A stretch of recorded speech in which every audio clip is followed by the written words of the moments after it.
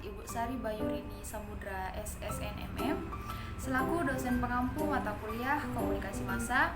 Perkenalkan, saya Sylvie Yulia dengan NIM 2130701111, kelas 2171D, program studi Ilmu Komunikasi.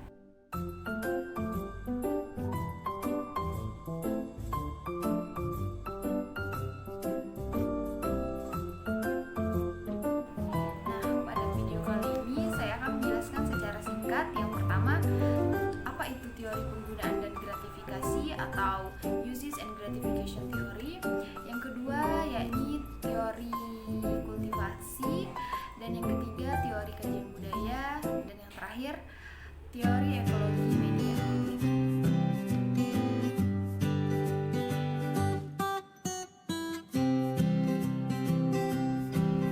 Masuk saja pada teori yang pertama, yaitu teori penggunaan dan gratifikasi. Teori ini pertama kali dikemukakan oleh Blaber and Katz pada tahun 1974. Teori ini berfokus terhadap audiens yang mengakses informasi atau program dari media massa sesuai dengan apa yang mereka inginkan, entah untuk memenuhi kebutuhan atau untuk memenuhi kepuasan mereka. Pada teori ini dijelaskan ketika seseorang berinteraksi dengan media, itu ditentukan oleh diri mereka sendiri. Ketika satu individu memilih tontonan tertentu, program tertentu, film tertentu, itu karena ada salah satu dari dua kemungkinan. Untuk kemungkinan yang pertama yaitu adanya nilai kegunaan yang individu itu butuhkan, sedangkan untuk kemungkinan yang kedua adanya kepuasan yang individu itu rasakan. Nah, kepuasan ini berkaitan dengan konteks rasa suka dan rasa senang.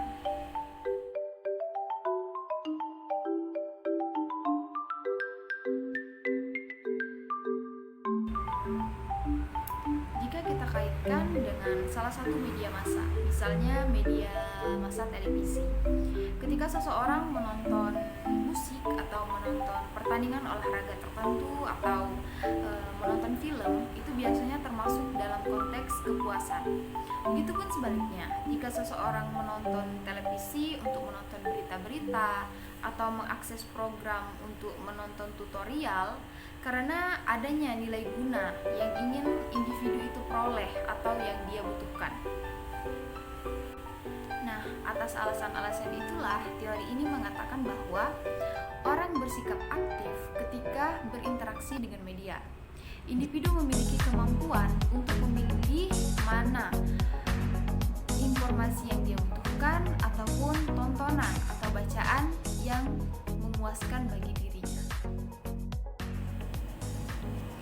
Nah, teori yang kedua yaitu teori kultivasi. Teori kultivasi ini pertama kali dicetuskan oleh Profesor George Gibner pada riset pertamanya di awal tahun 1960-an, meneliti tentang pengaruh menonton televisi. Pengertian teori kultivasi yaitu teori yang menjelaskan mengenai dampak dari pengaruh media yaitu televisi terhadap halayak dan kehidupan kedepannya. Artinya, tayangan dari televisi tersebut dapat berpengaruh untuk jangka panjang karena dapat mempengaruhi pola pikir dan tingkah laku.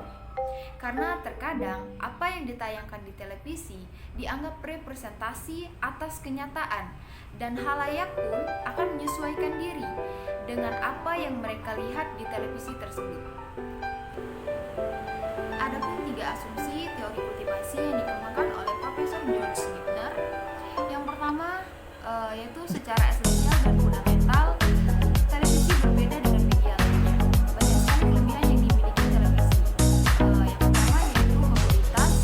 Televisi tidak perlu mengikuti selera dari halayaknya. Dan yang kedua, televisi bisa dinikmati dalam bentuk audio dan visual. Yang kedua, televisi membentuk cara berpikir dan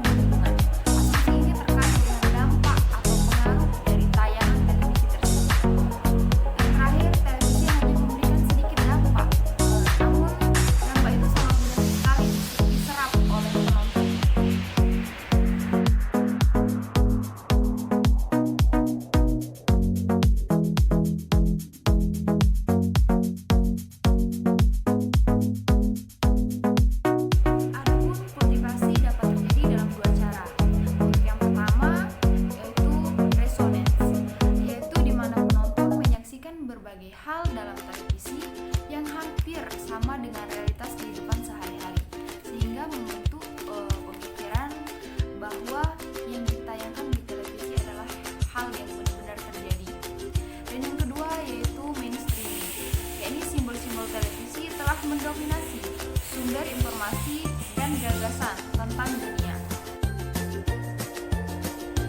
Yang ketiga, teori kajian budaya. Teori ini merupakan karya dari Stuart Hall yang mengadaptasi dari teori kritis sebagai perlawanan terhadap dominasi dari budaya tertentu.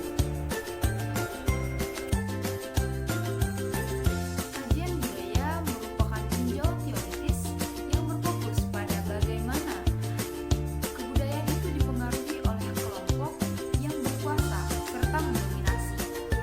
Tujuannya adalah mengungkap hubungan kekuasaan serta mengkaji bagaimana hubungan tersebut mempengaruhi berbagai kebudayaan, baik itu sosial, ekonomi, politik, dan lainnya. Adapun asumsi dasar dari teori kajian budaya adalah asumsi yang pertama, yaitu berkaitan dengan pemikiran mengenai budaya. Budaya didefinisikan sebagai sebuah komunitas makna, praktik-praktik budaya, dan institusi mempengaruhi ideologi kita.